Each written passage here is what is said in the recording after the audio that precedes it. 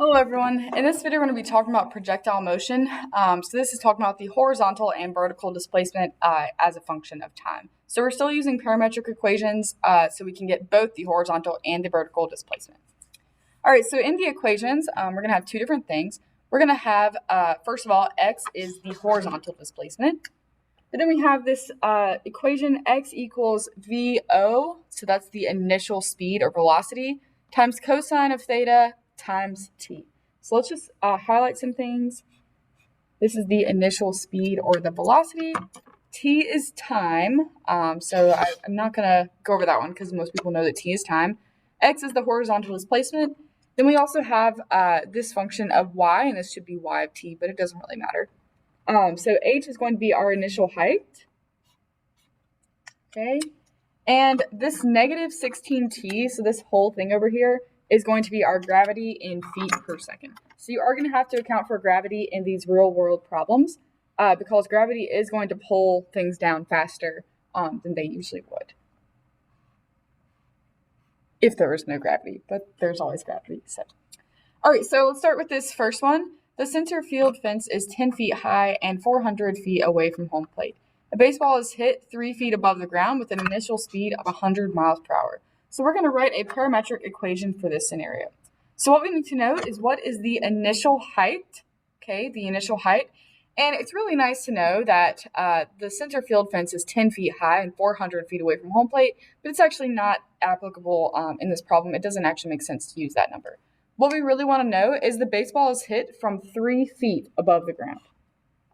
3 feet above the ground. And we also need to know the initial speed or velocity, which is going to be 100 miles per hour. Okay, so we didn't actually need these values up here. If you would like to cross them out, you can. This would be valuable if we were looking to see when it got to, like what speed you'd have to hit to get to the fence or something like that. All right, so let's write the parametric equations for this scenario.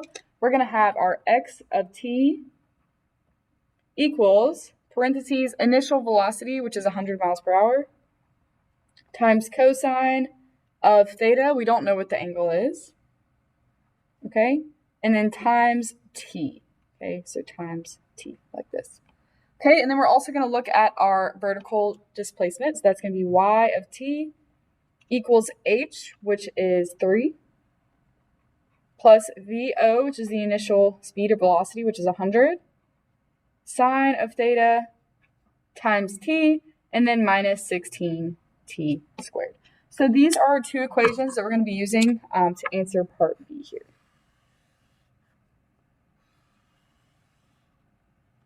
Okay, so let's look at part B. At theta equals 15 degrees, how far has the ball traveled horizontally at t equals 1.5? So we're just going to plug in 1.5 in for t. So let's do x of 1.5. So it's going to be 100 times cosine of 15. Okay, and then times our t, which is 1.5. So we're just going to go type this into a program. Please make sure that you are in degrees. Okay, so let's make sure that we're in degrees here. All right, so we're going to type in 100, and let me go over here, 100 cosine of 15, okay, and then times 1.5.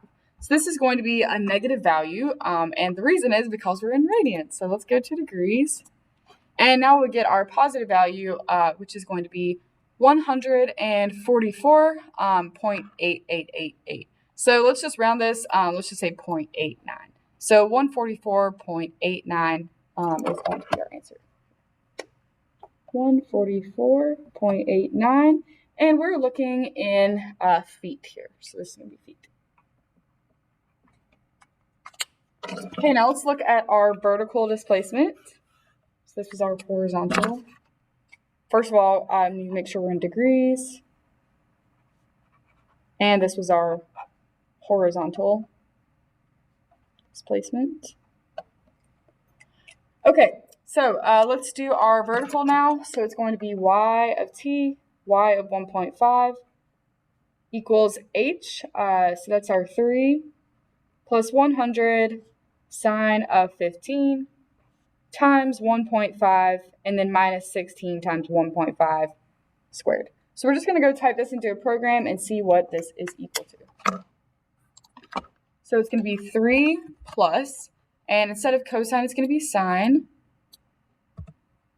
Okay, and then we're going to do minus 16 times 1.5 squared.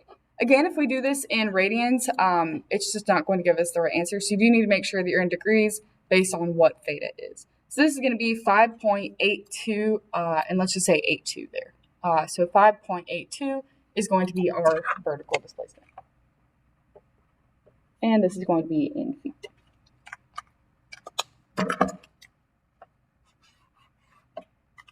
And this is our vertical displacement.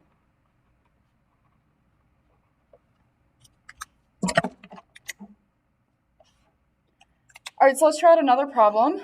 So an arrow is released from a bow at a velocity of 200 feet per second. So that's going to be our VO, and at an angle of 45 from the ground. So first I want to ask, how long was it in the air? So let's write out our equations first. We have x of t equals our initial velocity, which is 200 feet per second, times cosine of our angle, which is 45. Okay, and then times our t value here. All right, so this is going to be our vertical displacement, and this is nice, but it's not exactly going to help us out with our problem. What is going to help us out with our problem is knowing when the y value, when the height is 0. So when does it hit the ground? So even though this is nice that we have this equation, we don't need it. We do need the y equation, the vertical displacement. When is the height back to 0? So we're going to have the initial height, okay, which was, let's just say it's 0. Okay, so let's say we release it from the ground, on the ground. Okay, so let's just say the initial height is 0. And now we're going to be adding our 200 sine of 45 times t minus 16 t squared. Okay, so we want to go solve for t. When is this equal to 0? Because that's whenever it's going to hit the ground. So let's go type this into a program and see when that value is going to be 0. So we're going to have 0 plus 200 sine of 45 times t, and then, x, and then minus 16 x squared. All right, so here is our function that we have going on. And let me just change this window so that it looks a little bit prettier. Let's make this go up to 5.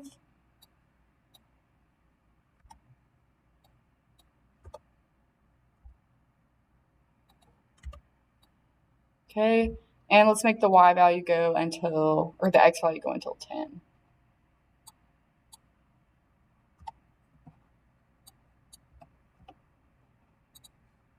Okay, and maybe let's change this x-axis.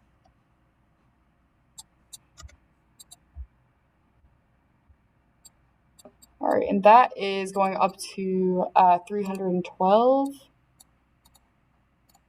So now let's put this back to 10.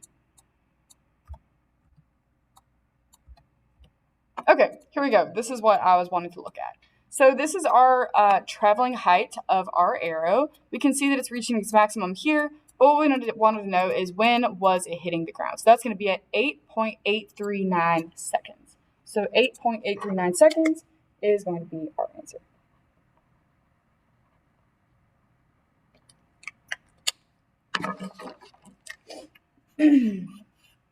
Okay, so we want to see how far did it travel horizontally. So I'm going to plug in the time that it took for it to hit the ground and see its horizontal distance, which is our x value. So let's plug in our 8.839 into our horizontal equation that we had up here. So 200 times cosine of 45, and then times 8.839. Okay, 200, and let's just change some of our values. Cosine 45 times 8.839. All right, so this is going to give us our value here, which is going to be 1,250.023 2.43 feet. Okay, and I knew that I was in feet because in the problem it said feet per second in the initial thing I had going on there. Okay, so how far was it in the air at t equals 2? That's seeing our vertical, how high was it in the air. So this is going to be our y equation. So we're going to plug in 2 for our time. So we're going to have 0 plus 200 sine of 45 times 2 minus 16, 2 squared. Okay, we're just going to go type this in and see what this one is equal to now. All right, and let's just change some of our values. Okay, 2, and we had 0 plus, but that's actually not going to do anything. And then minus 16 times 2 squared. And this is going to give us our answer, 218.843, and this is feet. So that's how high it was in the air at 2 seconds.